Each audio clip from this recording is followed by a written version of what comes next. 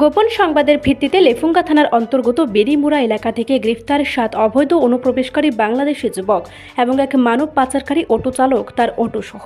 তাদের বিরুদ্ধে মামলা নিয়ে আদালতে প্রেরণ।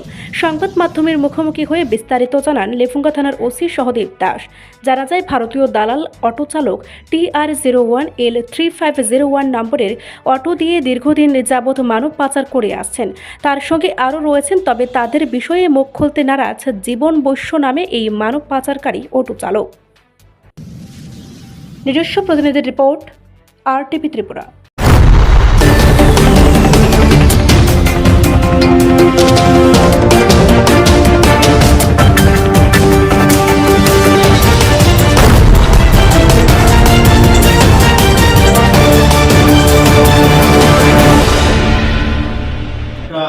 সিক্রেট ইনফরমেশন পাই যে বেরিমুড়ার দিকে একটা অটো দিয়ে সেটা বাংলাদেশে আইতেছে।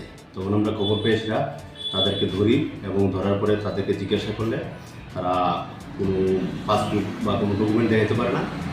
তখন তাদেরকে আমরা ডিটেন করি। তারা পুরো 7 জন বাংলাদেশি এবং একজন ইন্ডিয়ান যে আউট অর্থাৎ মানব পাচারকারী অটো গাড়ি দিয়ে নিয়ে যাচ্ছিল, তাকে আমরা সকলকে আমরা ধরি এবং ধরে লেফুঙ্গা থানাতে নিয়ে আসি এবং তাদের বিরুদ্ধে স্পেসিফিক কেস হবে এবং কোর্টে তাদেরকে প্রমাণ করা হবে।